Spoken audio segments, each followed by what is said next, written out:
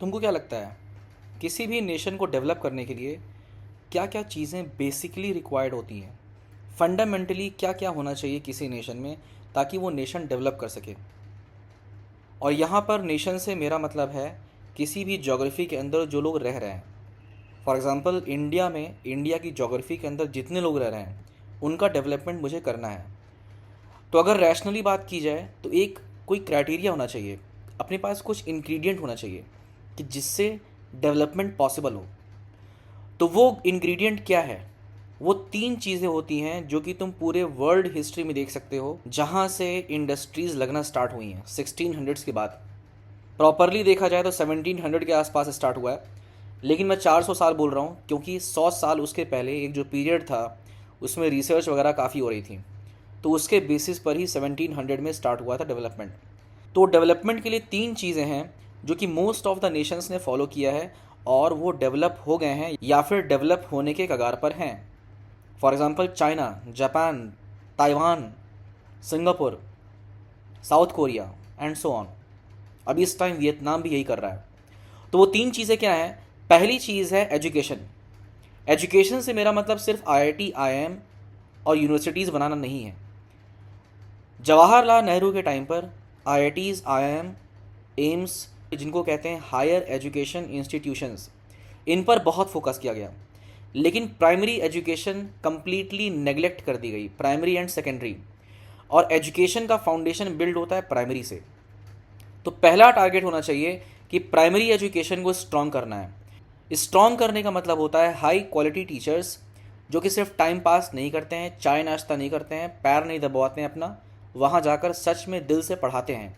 High quality teachers, high quality infrastructure जो कि नहीं बन पा रहा है due to corruption of principals in government schools, and high quality content, outdated content नहीं पढ़ाना है। और ये होना चाहिए कंपलसरी एंड फ्री पूरे इंडिया में। कोई भी बच्चा अगर प्राइमरी एजुकेशन में एनरोल नहीं है, कहीं भी घूमता टहलता हुआ मिल गया, तो उस एरिया के एमएलए और एमपी के ऊपर केस होना चाहिए। साथ ही साथ उस एरिया की ब्यूरोक्रेसी के ऊपर भी, जब तक अकाउंटेबिलिटी सेट नहीं होगी ये चीज़ें अचीव नहीं होंगी। तो पहला टारगेट होना चाहिए एजुकेशन, और एजुकेशन स्टार्ट होता है प्राइमरी से।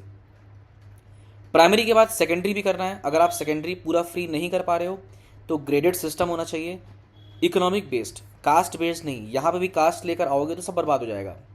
इकोनॉमिक बेस्ड, क्योंकि कास्ट बेस्ड रिजर्वेशंस ऑलरेडी हैं, हमको एजुकेशन प्रोवाइड करना है। तो पहली चीज़ हो गई एजुकेशन। सेकेंड चीज़ है हेल्थ केयर। हेल्थ केयर भी होता है अलग अलग लेवल पर। For example primary health care centres होते हैं पीएचसीज, कम्युनिटी हेल्थ सेंटर्स होते हैं सीएचसीज, डिस्ट्रिक्ट हॉस्पिटल्स होते हैं। तो प्राइमरी, सेकेंडरी, टर्शरी हर लेवल पर गवर्नमेंट का इंटरवेंशन फुल फ्लेजेड होना चाहिए टॉप क्वालिटी के साथ। हेल्थ केयर में सिर्फ और सिर्फ इलाज ही नहीं आता है, इसको बोलते हैं क्योर। क्योर के पहले एक चीज़ और आती है प्रिवेंशन। तो प्रिवेंशन पर भी ध्यान देना है और वो आता है सैनिटेशन से। और प्रिवेंशन का एक और तरीका है न्यूट्रिशन। तो हेल्थ केयर पूरा कॉम्प्रिहेंसिवली देखा जाता है कि आप न्यूट्रिशन भी प्रोवाइड कर रहे हो अपने जनता को हेल्दी।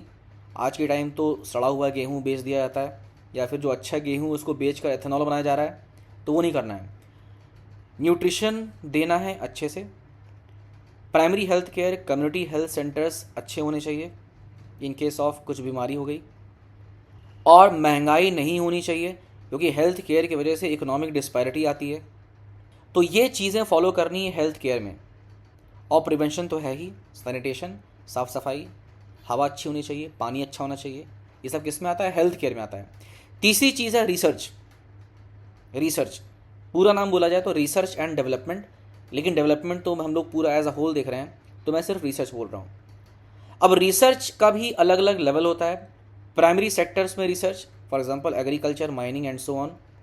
सेकेंडरी सेक्टर में रिसर्च, उसमें मेनली आता है मशीनरीज, टेक्निकल रिसर्च, आईटीआई वगैरह, पॉलिटेक्निक वगैरह जो पहले होता था, अब तो बंद हो गया लगभग, है भी तो बस टाइम पास के लिए है, कुछ मिलता नहीं उसमें।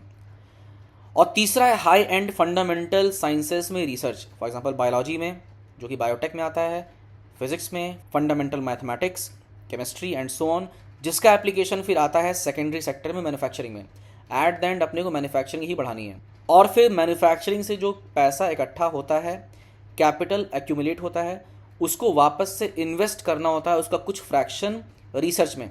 तो रिसर्च स्टार्ट करने के लिए स्टार्टिंग कैपिटल बहुत ज़्यादा हाई होता है।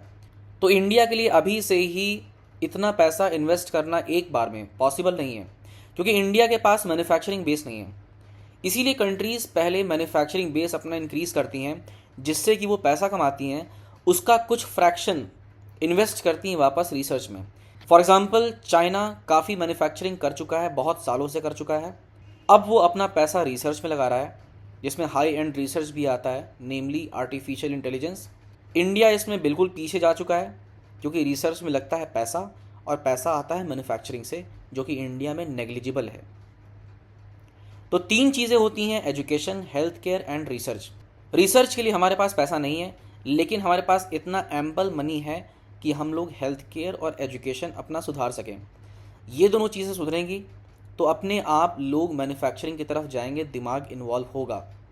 मैन्युफैक्चरिंग में और भी फैक्टर्स आते हैं, गवर्नमेंट का इंटरवेंशन लगता है, जिसको हम लोग डिस्कस करेंगे बाद में नेक्स्ट वीडियो में। तो अभी के लिए एजुकेशन और हेल्थ केयर ये हमारा प्राइमरी गोल होना चाहिए, इसके ऊपर बात होनी चाहिए।